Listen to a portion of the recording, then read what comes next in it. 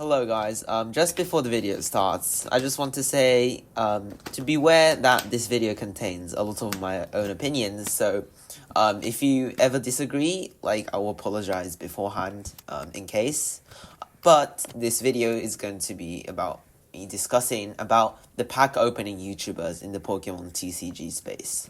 So stick around if you're interested, and anyway, let me start my rant from the perspective of a newcomer to the hobby.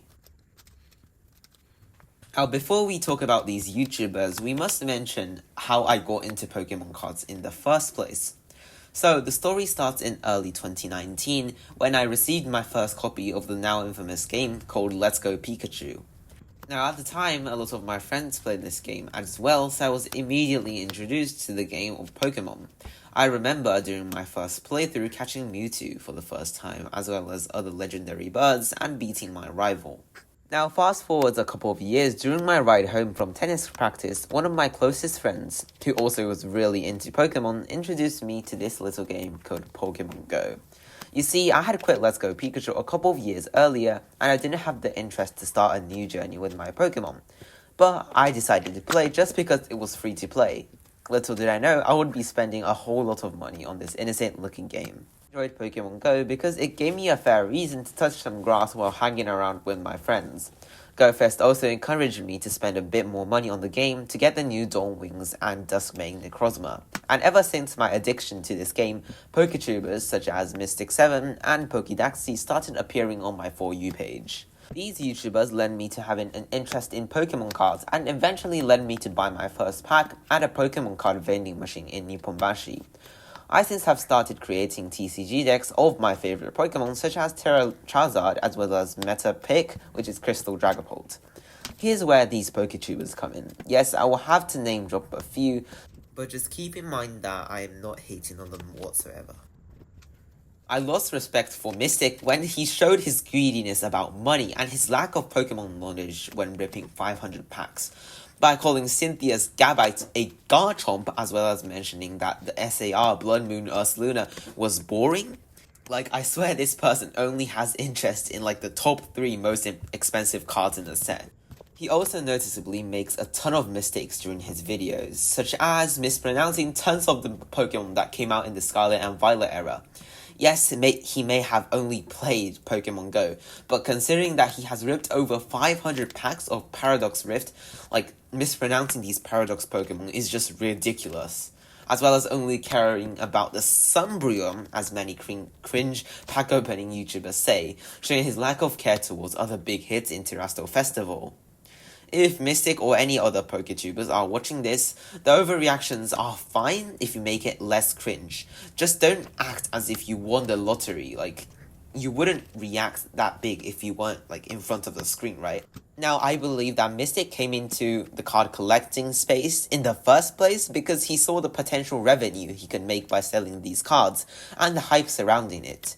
Now, if I were to sum up all the things I would say to Mystic at this point, I would say to at least appreciate the arts more, even the normal arts, because artists put tons of work into this, and also just know the names of the cards, because if you don't, you will sound really, really unprofessional, and it will look like it's your first time opening these packs.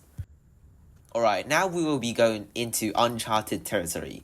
So, this part I do not have much info, so please take these with a grain of salt. Now, first of all, he says that he gets his stock from a distributor, which is quite normal considering that he probably has a company set up that can get stock from a distributor for retail price. And when you usually get that from a distributor, you will sell it at a retail price.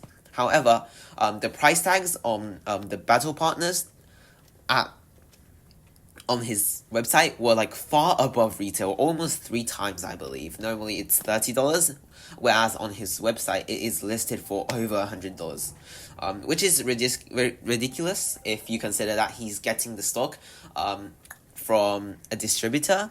Hopefully he's not, because if he does, that will be very wrong. That would just be getting tons of stock for basically free. It's scalping on the worst level, in my opinion. It's just wrong. Okay, now let's move on to Tag. Like, I swear this guy, Mystic, like, almost every 30 seconds mentions the company Tag.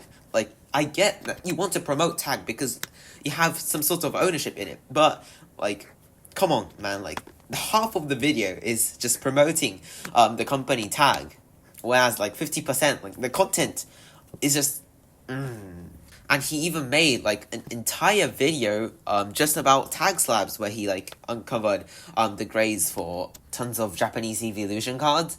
I mean, Japanese cards here in Japan almost always get a 9 or a 10. And, like, I don't know if there's any meaning in making those videos other than promoting Tag as a brand, showing off their cases.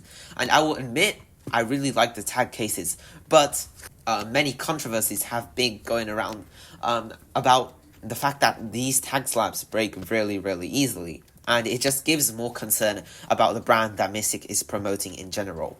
Hopefully Tag can improve and be better than PSA or CGC.